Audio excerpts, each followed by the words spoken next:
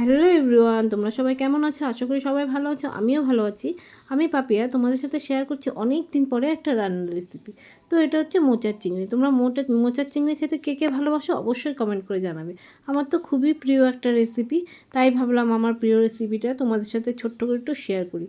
তো এই যে দেখো, প্রথমে গামলার মধ্যে আমি মোচাটা কুচি কুচি করে কেটে নুন হলুদ দিয়ে সেদ্ধ করতে বসিয়ে দিয়েছি। এবার আমি মিক্সার গ্রাইন্ডারের বাটিটার মধ্যে গরম মশলা গরম মশলা নিয়ে নিচ্ছি। তো এই যে গরম মশলা নিয়ে তার আগে তোমাদের দেখিয়ে নিই আমি কী ইউজ করছি। এই যে চিংড়ি মাছটা কুচি কুচি করে কেটে নিয়েছি, বড় ছিল বলে। আর নিয়ে নিয়েছি আলু, আর ওই যে কাঁচা লঙ্কা দুটো মিক্সার গ্রাইন্ডারে দেবো, পেঁয়াজ কুচি, গরম মশলা, হলুদ, লবণ আর ধনে গুঁড়ো, জিরের গুঁড়ো। তো আবার চলো পুনরায় সেই মিক্সার গ্রাইন্ডারে গরম মশলা নিয়েছিলাম, জিরের গুঁড়ো দিয়ে দিলাম। এবার দিয়ে দেবো ধনের গুঁড়ো, আর কাঁচা লঙ্কাটাও দিয়েছি, সেটা আমি রেকর্ড করতে ভুলে গেছি, সরি। তো কাঁচা লঙ্কাটার মধ্যে পেস্ট করে দেবো।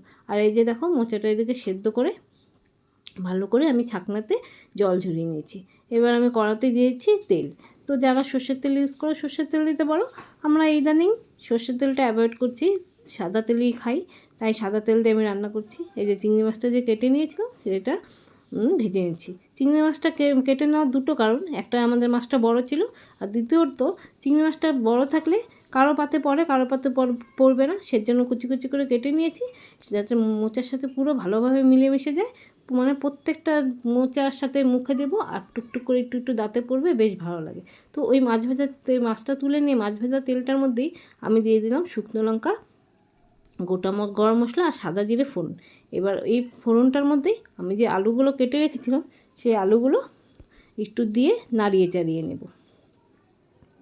তারপরে এই আলুটার মধ্যে যে পেঁয়াজ কুচিটা আমি কেটে রেখেছিলাম সেই পেঁয়াজ কুচিটা দিয়ে দিলাম। এবার পেঁয়াজ কুচিটা দিয়ে ভালো করে নাড়িয়ে চাড়িয়ে আমি এর মধ্যে দিয়ে দেব স্বাদ মতন নুন। নুনটা কিন্তু আমি এখানে পরিমাণ মতোই দিচ্ছি, কারণ আমার মোচাতে কিন্তু অলরেডি নুন দেওয়া আছে। মোচা সেদ্ধ করার টাইমে আমি নুন হলুদ দিয়ে দিয়েছিলাম।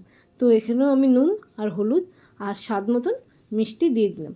যারা মিষ্টিটা অ্যাভয়েড করতে চাও তারা মিষ্টি অ্যাভয়েড করতে পারো। আর যারা রান্নায়, আর এই রান্নাটা একটু মিষ্টি মিষ্টি ঝাল ঝাল হয়, বেশ ভালোই লাগে। আর এই যে দেখো, মশলাটা করে নিয়েছিলাম, আর গ্রিন গ্রিন দেখতে বললে ওটাই কাঁচা লঙ্কা, যেটা আমি বললাম ভুলে গিয়েছি তোমাদের দেখাতে। এবার মশলাটা দিয়ে নাড়িয়ে চাড়িয়ে নিয়ে আমি এখন এটা ঢাকা চাপা দিয়ে দেবো। কিছুক্ষণ ঢাকা চাপা দেওয়ার পর, ঢাকাটা তুলে নেওয়ার পর দেখবে কি সুন্দর মশলার থেকে তেলটা ছেড়ে গিয়েছে। এই দেখো, দেখেছো মশলার থেকে সুন্দর তেলটা ছেড়ে গিয়েছে, পেঁয়াজটাও সুন্দর ভাজা হয়ে গেছে, আলুটাও সেদ্ধ হয়ে গিয়েছে। এবার আমি মোচাটা তো সেদ্ধ করাই আছে, তার এত আর করার দরকার নেই। একটু নাড়িয়ে চাড়িয়ে আমি যে চিংড়ি মাছটা ভেজে রেখে দিয়েছিলাম সেটাও দিয়ে এর মধ্যে নাড়িয়ে চাড়িয়ে মিলিয়ে মিশিয়ে নেব। তো দেখো, রান্না পুরো প্রায় কমপ্লিট। তো এই রেসিপিটা তোমাদের কেমন লাগলো অবশ্যই লাইক কমেন্ট শেয়ার করে দিও, আর অবশ্যই কমেন্ট করে জানাবে আমার রেসিপিটা কেমন হয়েছে। তো আজকের মতো এই ভিডিওটা এই অবধি। নেক্সট ভিডিও নিয়ে আবার আসছি। Bye bye.